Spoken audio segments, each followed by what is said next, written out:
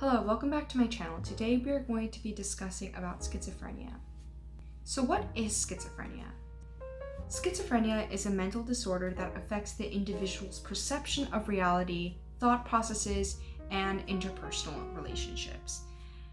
Now, before we go on to the diagnostic criteria and as well as the signs and symptoms, I'd like to first go over some of the jargon that is used. The diagnostic criteria contains an extensive use of psychological jargon, so before we go over it, I'll define some of those terms. The first term is positive symptoms. Basically, these are symptoms that are present that usually aren't present within normal conditions. So in other words, these symptoms display a distortion in normal functions. For example, hallucinations, delusion, and paranoia, they are considered positive symptoms.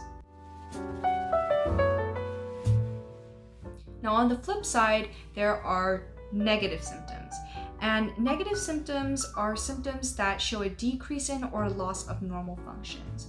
So lack of motivation, lack of maintaining personal hygiene, lack of speech. These are all examples of negative symptoms.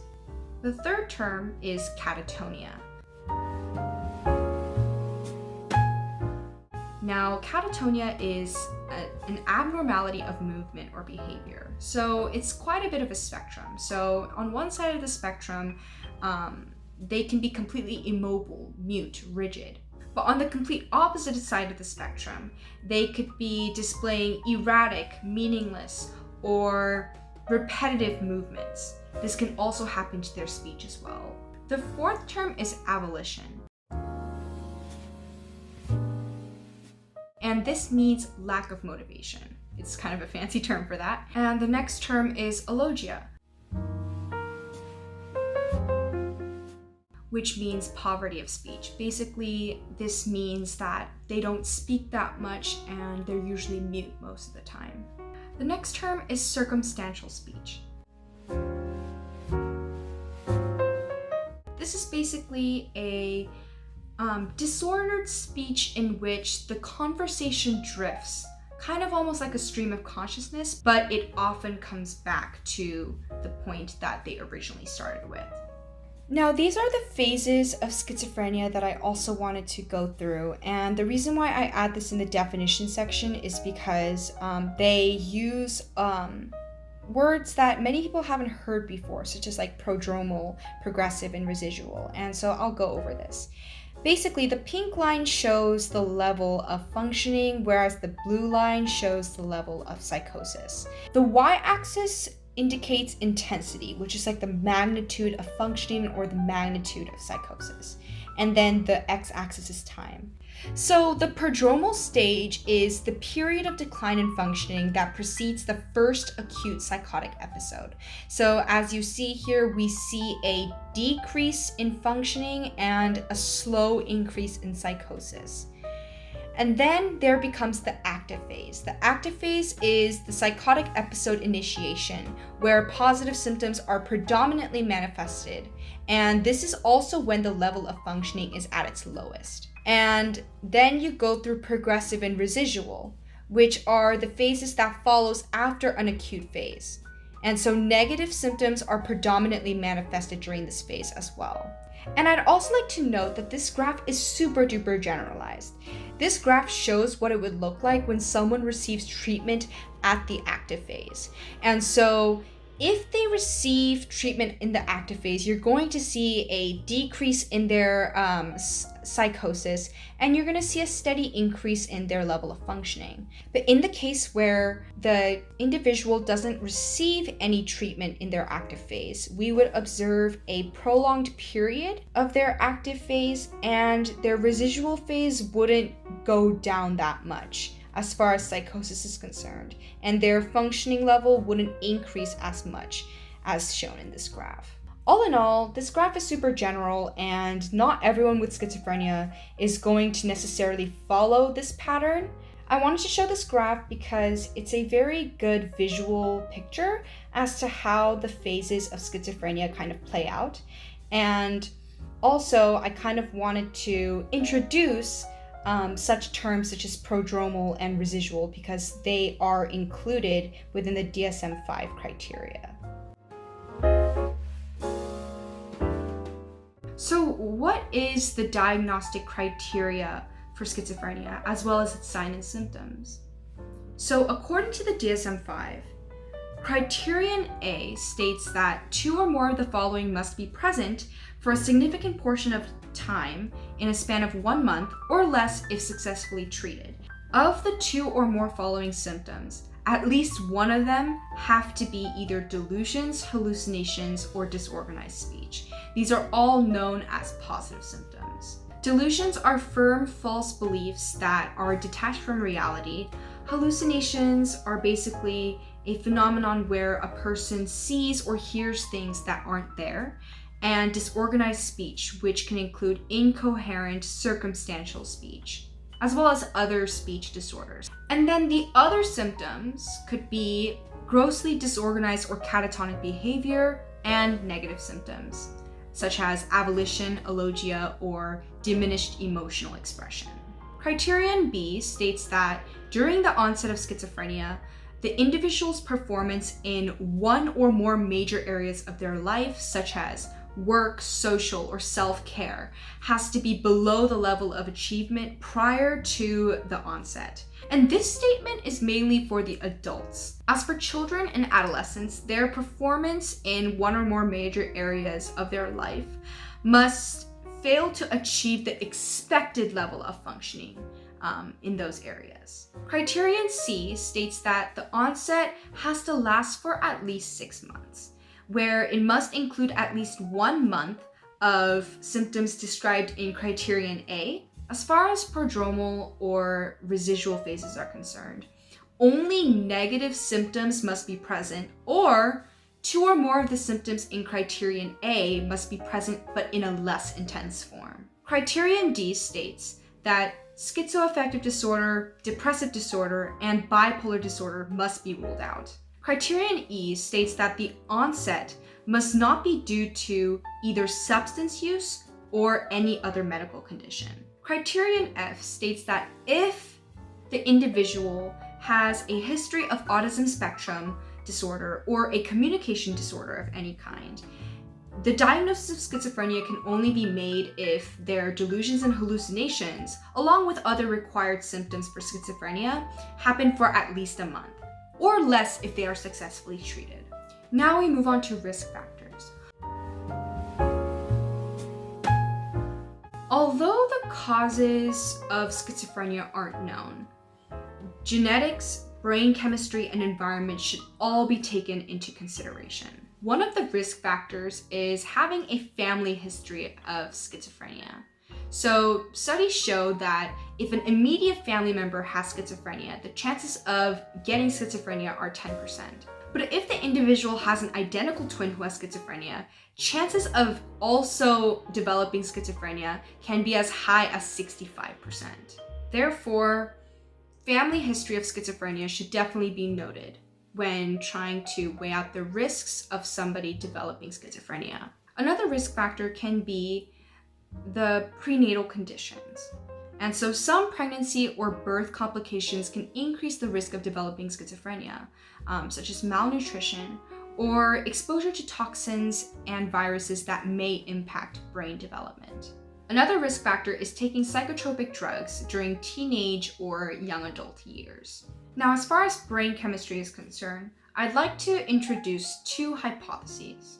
And so one of them is called dopamine hypothesis of psychosis. And basically this hypothesis states that psychosis is related to excess activity in particular dopamine pathways of the brain.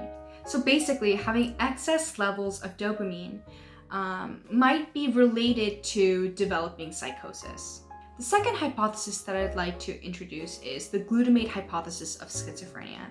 And basically what this hypothesis is saying is that the dysfunction of glutamate neurotransmission may be a cause of schizophrenia. So basically, in other words, a decrease in glutamate levels could be related to developing schizophrenia.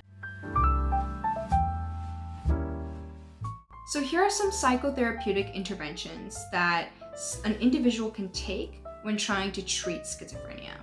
The first form of therapy is individual therapy. This is where the mental health professionals can help the individual normalize their thought patterns, learn how to cope with stress, and identify their own early warning signs of another relapse. The second intervention is social skills training. And this basically improves communication and social interaction skills so that they can better participate in their daily activities. The third one is family therapy, and this provides support and educations for families dealing with schizophrenia. The fourth type of treatment is vocational rehabilitation and supported employment. And this program basically helps people with schizophrenia prepare for, find, and keep their jobs. The fifth option is electroconvulsive therapy, which is also known as ECT. ECT isn't commonly used as the first line of intervention when trying to treat schizophrenia, but ECT can be very helpful for someone who doesn't respond to drug therapy. The last type of intervention that I'd like to introduce is hospitalization, which is considered the most severe intervention out of all the ones I've listed so far. Hospitalization may be necessary during crisis periods to ensure safety, proper nutrition, and adequate sleep, as well as basic hygiene. Now we're moving on to the medications. Medications are super duper important because for people with schizophrenia, the prognosis depends largely on their adherence to drug treatment. Without drug treatment, 70 to 80% of people go through another episode within the first year after their diagnosis. But drugs taken continuously can reduce this percentage to 30% and can lessen the severity of the symptoms as well. Antipsychotics are the most commonly prescribed drugs in treating schizophrenia. The general mechanism in how antipsychotics works is that they block a specific subtype of the dopamine receptor called D2 receptor. And this makes them a dopamine antagonist, which is a class of drugs that block the release and the effects of dopamine, which is believed to treat the positive symptoms of schizophrenia. There are two classes of antipsychotics that are available. One type is called the first generation antipsychotics, such as Haldol and Thorazine. And these aren't commonly prescribed because of their frequent and potentially significant side effects, such as tardive dyskinesia.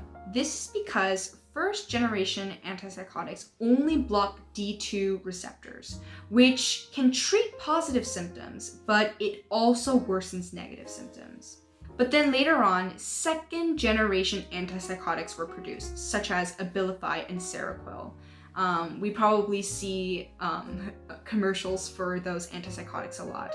But yes, those are the more modern atypical antipsychotics. And basically, these are generally preferred because they have a lower risk of serious side effects as opposed to the first generation antipsychotics. And this is observed because the second generation antipsychotics not only block D2 receptors, but they also block a certain subtype of serotonin receptor called 5-HT2A receptors.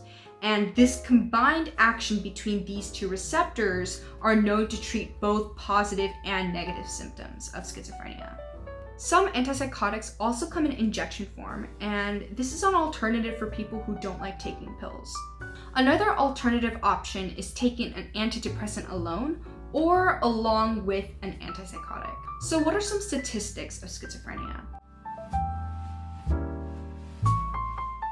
Basically, schizophrenia affects 20 million people worldwide, and about 20% of people with schizophrenia attempt suicide at least once in their lifetime. Also, schizophrenia is one of the top leading causes of disability worldwide.